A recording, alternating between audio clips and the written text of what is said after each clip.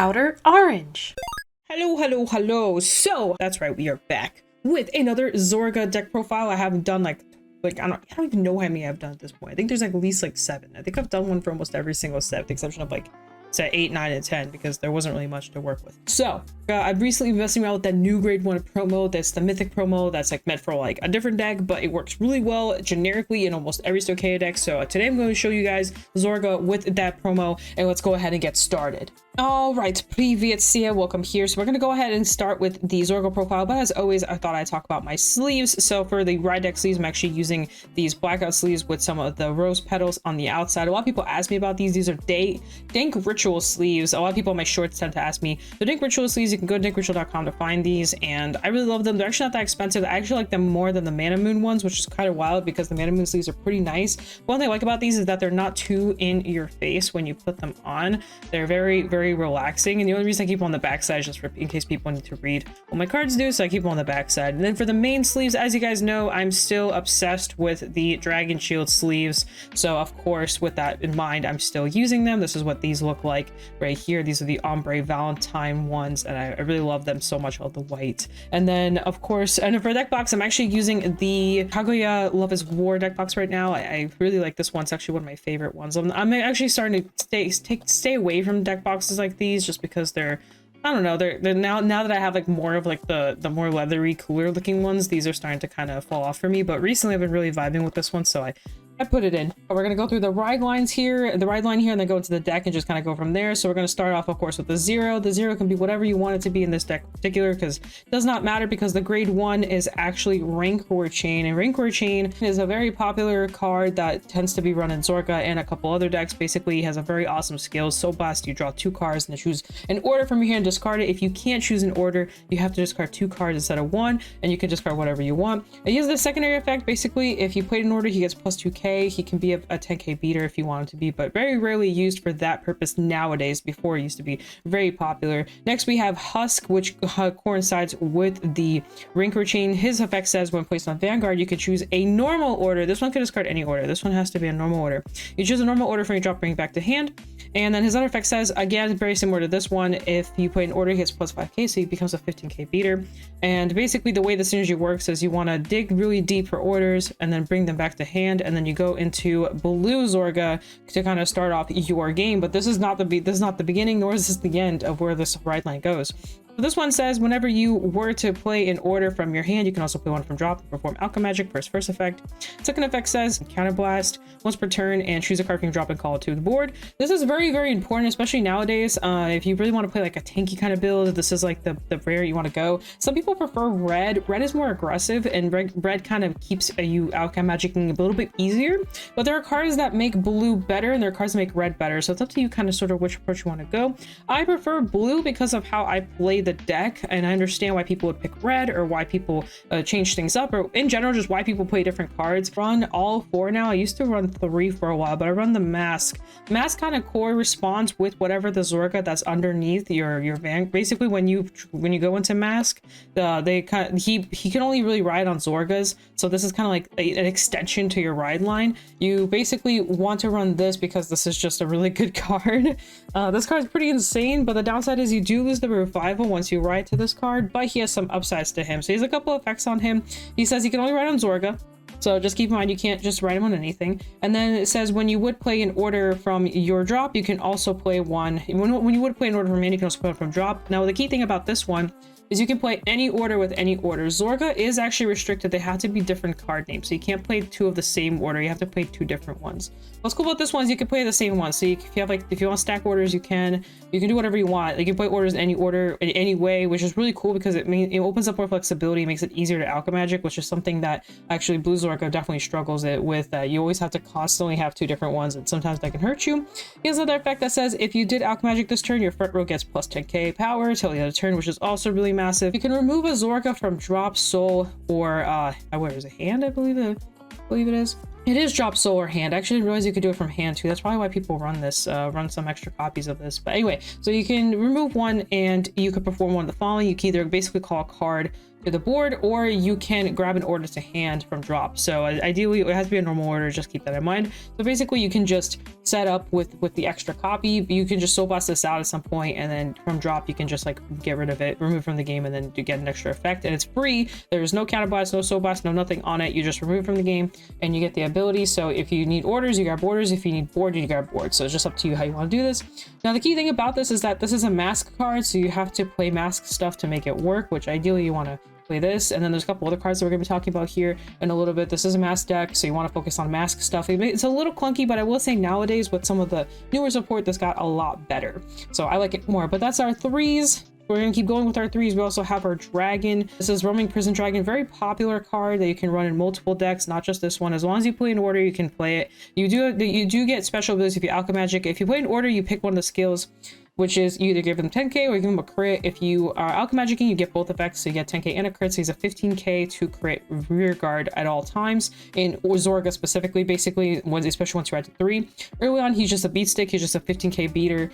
Late game, he becomes a 25 to 35 to 45 to 48k beater, and he just accelerates really massively. The faster you see these cards, usually the better your game plan will go. Next, here comes the grade 2s. In the 2 slot, people always judge me or question why I run the things the way I do. I always try to explain it, but you know, everyone builds Zorga a little differently. It's just how I play and how I play the deck, and I've had no issue like with the way I play it. You know, bricks happen, but that's just because it's sometimes Zorga just bricks. But I run 3 Shadow Cloak. Some probably play 4 and just don't play any other 2s aside from Keel. I run 3 for multiple reasons. So one, I actually don't like the grabbing the order from deck to drop effect as much as other people might. And the reason being, in red, I understand, because in red you can grab them to your hand pretty easily. In blue, it's actually a little bit harder. And in blue, you almost always, blue, I'm just so you guys know, I'm referring to a blue Zorga. Blue always wants at least one order in hand. Like, you kind of have to have an order in hand. In red Zorga, you can kind of get away with not having any orders in hand, because you can always discard cards and grab an order back to hand with his effect by himself. As long as you soul blast, of course. And you discard a card. But the issue with blue Zorga is you don't always have that luxury. And sometimes what I find happening is if I play too many of this, if I play this card too early, sometimes I'll just brick myself and I just won't have any orders in my hand specifically. In drop, I'll have a bunch, and then in hand, I won't have much. And I know you don't have to use the ability or whatever, but long story short, I don't actually run this card for the getting the order out of deck. I do sometimes use that effect, and it is important because sometimes I want a very particular card in my drop zone. Primarily, it's usually this card. Other stuff I don't care as much about, but primarily it's this card that I want to drop, because then this card works with the mask stuff and lets you persona ride and do all the cool stuff, right? But ideally, sometimes I actually just run this for the second effect. So the second effect says when you play an order, you can soul blast and give this to 5k. But the important part is the second ability. Is the one that says if you alchemy magic, you can bounce a card from board to hand. So ideally, how this works is you can revive something with this, have this on the board, alchemy magic, and then whatever you revive with this, you bounce back to hand. So you can bounce back perfect guards, you can bounce back triggers, you can bounce back personas, you can bounce back basically anything that is in your deck, because this bounces everything that isn't a order basically. But it's okay, this deck can now bounce orders too, which is even funnier. But long story short, I actually run this for the tankiness. This is usually behind my Vanguard Zorga here, and I'll have the dog back here.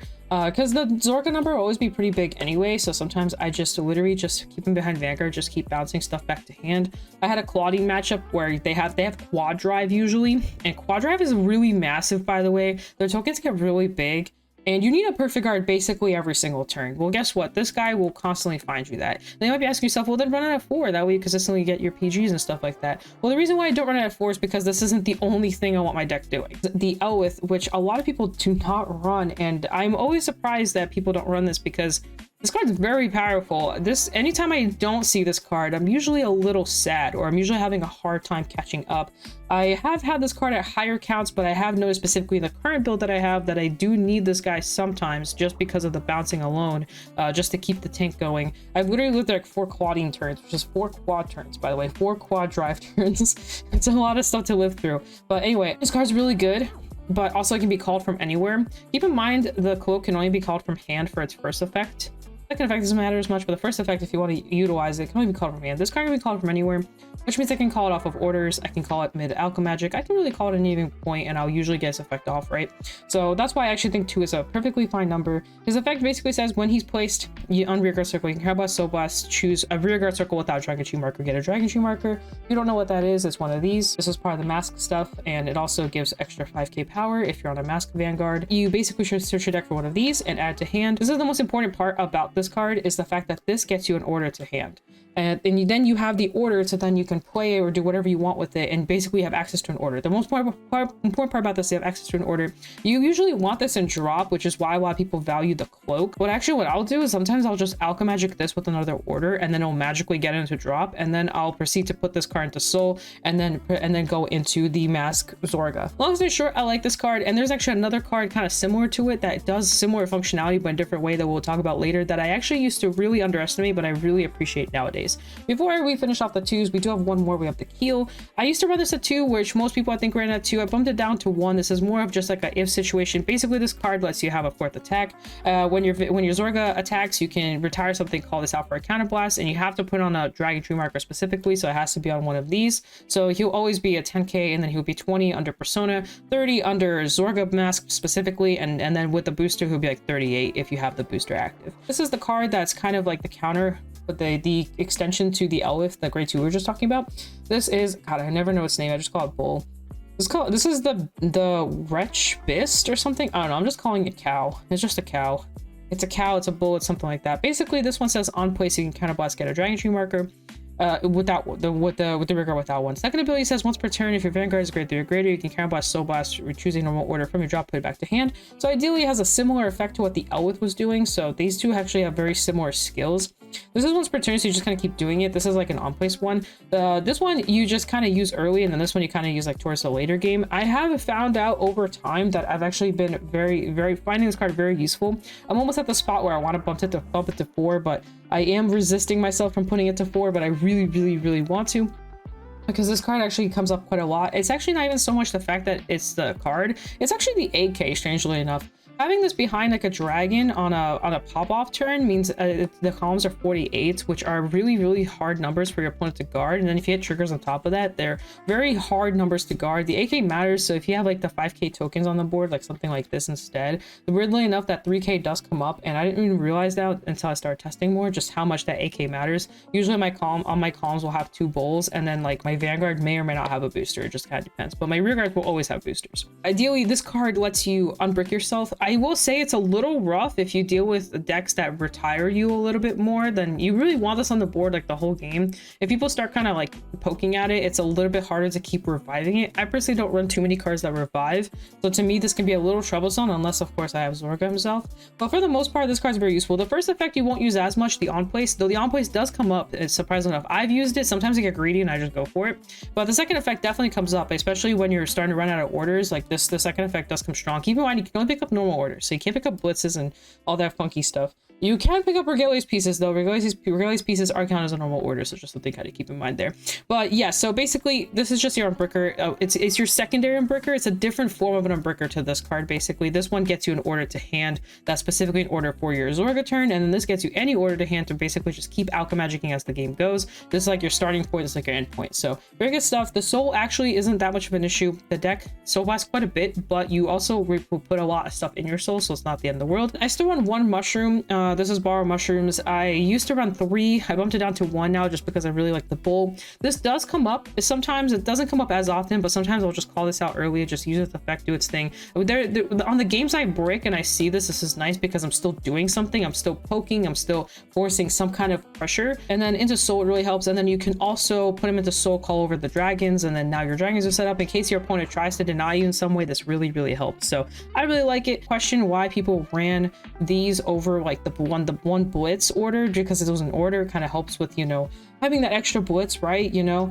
but surprisingly enough, this is actually really nice. I actually really like this. I personally have always preferred these perfect guards over the Sanctitude. I like Sanctitude, I like what it does, but actually I do like this too. But these are bounceable. And because they're bounceable, it's actually more important to have this at 4 now than before. Before it might have mattered a little less, but because they're bounceable with the dog, this is like super, super, super key now. I think there's been so many games where it felt like I have 10 PGs when I really just realistically have 4. The orders are very important. They're like basically the other half of the backbone of the deck. So first we're going to start off with the mask. This is the order that makes it easier for you to play mask cards. It has 2 effects. The first one is the on play effect. Basically, you look at top 5 cards. You add a Dragon Tree card to hand, and then you shuffle the rest, or mask cards. So you can add Zorga mask to hand too. That's the normal skill. So the search targets will of course be Zorga. The other search target will be this. The other search target will be this. Another reason why I like both of them, because they're both searchable, by the way. You have Zorga himself, who is also searchable off of the top 5 cost here, off the top 5 call. My favorite part about this card is that it's free, but all effects on it are free. Second effect says if you have a grade 3 or greater Vanguard without a mask in its card name, you can put this into Soul and then ride a mask, do a persona if your opponent is a grade 3 or greater. So basically, you can just instantly persona if you're going second, which is also just really nice. It gives you the draw, gives you the 10k front, just does a lot of stuff. And this is an order, and Zorga is an order deck, so this card works best. You guys, I explained earlier, you can Alchemy Magic with this as your starting card, and then pick up something else, and then it will be in your drop naturally, and then you'll use the effect to basically put it into Soul and then shove this guy on top. So it's really great. I think last time I did a profile, Forbidal was not out yet. Forbidal is out yet. Some question the Forbidal, some like the Chalice, some don't like any of the regular pieces, which is fine. I'm testing the Forbidal right now. I've only played I think I played the last 4 games with it. I've won all of them so far with it, and I did use it in every single game I saw it, which is the crazy part. Every game I've played so far that I've had it in a deck, I've used it every time, which is pretty wild. And it did come up and made me find the dragons faster, made me get to persona faster. Now with the dog that can also bounce, you can bounce to personas if you want to do that. If you don't want to bounce perfect guards, I'm not gonna lie, 9 out of 10 times you'll be bouncing a PG over whatever else is on your board. Or if there's a certain deck that can't access PGs or makes you forced not to have PGs, then of course you're going to be bouncing like triggers. But 9 out of 10 times you'll usually be bouncing something defensive versus something offensive. Keep in mind, because it's a Regulus piece, once you use this ability, it is offline for the rest of the game. You cannot use this again. So just keep that in mind, that this isn't something you can't infinitely spam this. It's offline. It's offline once it's done. So be very careful of that. This is Tearful Malice. I'm always 50-50 about keeping this card. I will say in the last 2 weeks of testing I've done, this card has come up a lot and usually helps me. That draw is super important. The Retire 2 you don't really care about. That's actually another reason why I like cards like Borrow Mushrooms. Borrow Mushrooms makes this basically free, so that's also really nice. You can retire 2 tokens, draw, counter charge, soul charge. That's a lot. That's a lot in one card off of just Borrow Mushrooms. But yeah, this does come up. Sometimes I get stuck a little bit, or I don't want to use my hand to call, or just some weird situations happen where this just is the better option. It kind of sucks because it quote unquote slows you down, but it really doesn't. The draw is actually really important. Sometimes the earlier use is usually the better, but if you get early dragons, your opponent will sometimes just deny you.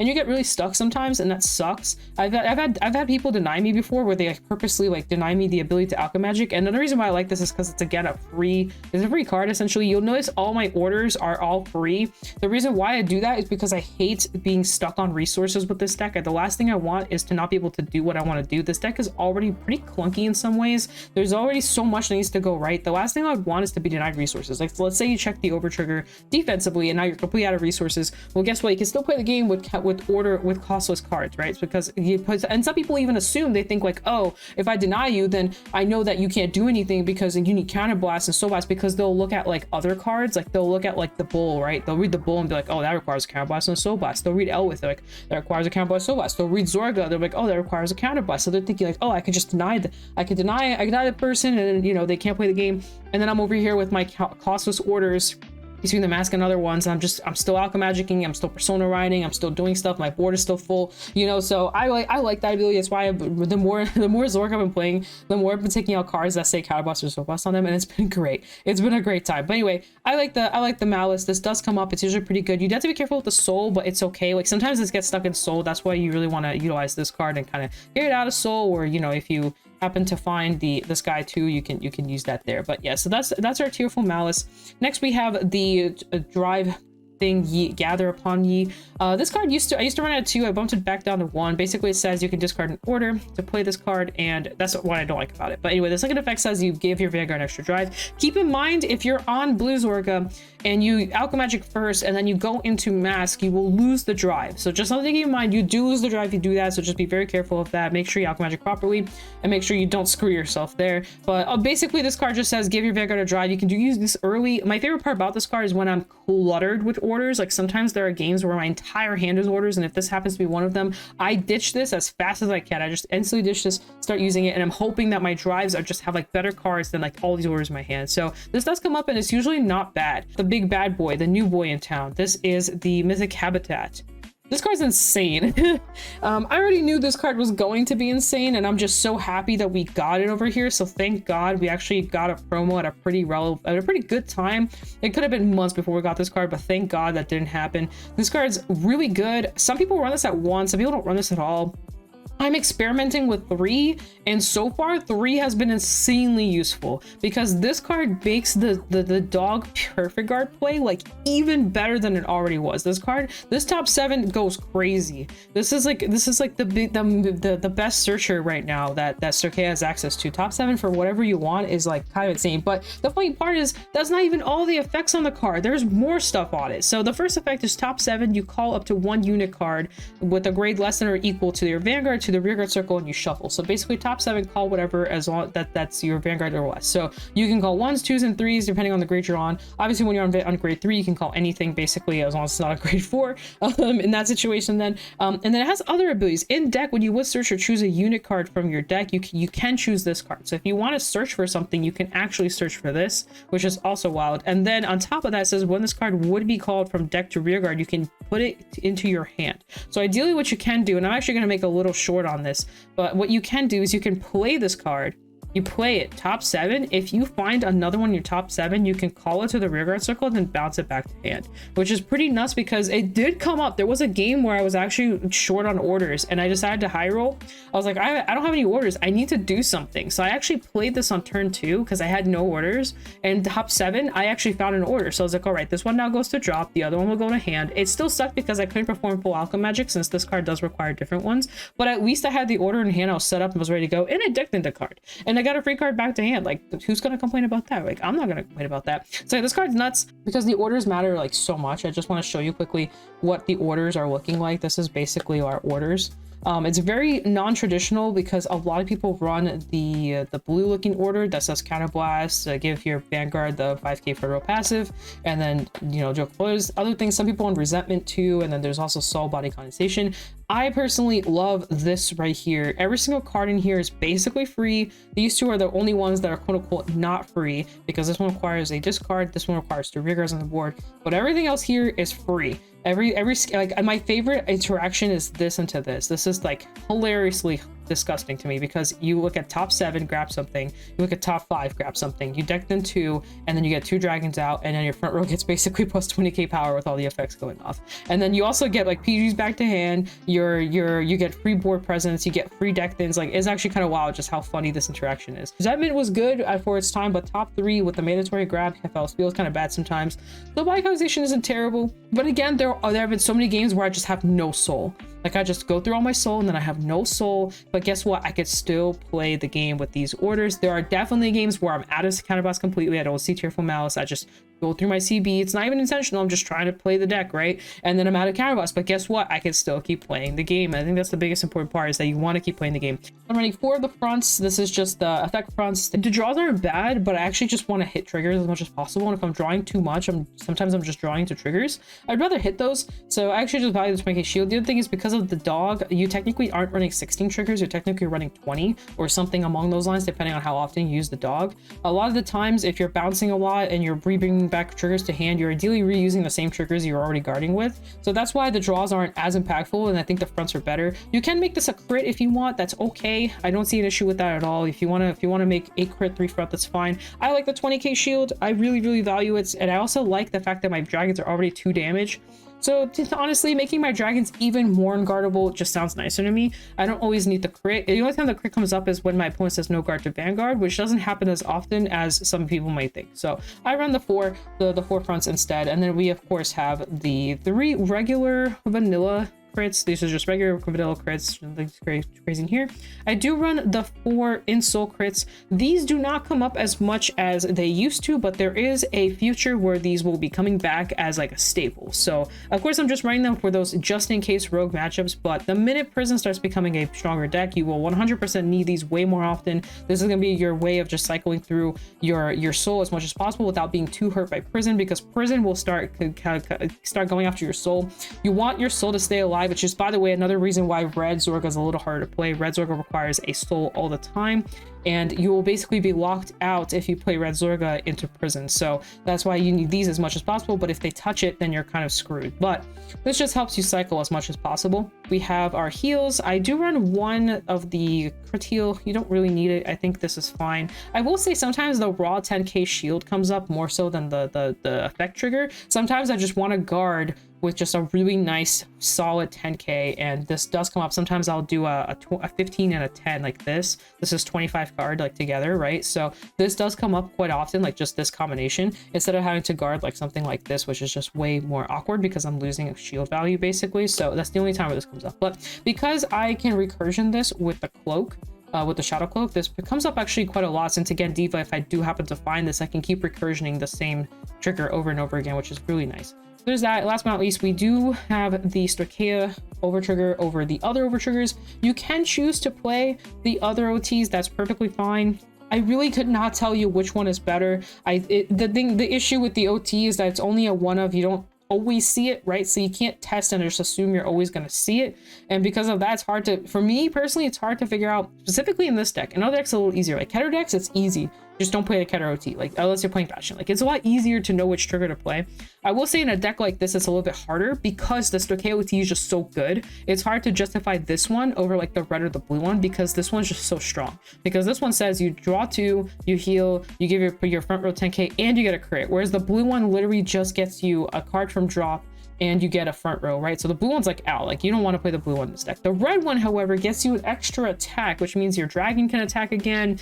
So honestly, the red one's like a 50-50. You can also draw a card, which is also not bad. The only thing you lose out on is the crit in the front and the heal, which is also really massive, but you can justify it with the fact that you get an extra 100 million attack that's doing 2 damage instead of 1, which is also really big and really strong. The draw is also really nice. Sometimes you don't want to draw too much. You don't want to deck yourself out either. So I will say, if you have to make a choice, I think it's between the red and this one. So that is the deck profile of Zorga Blue with the new promo in mind.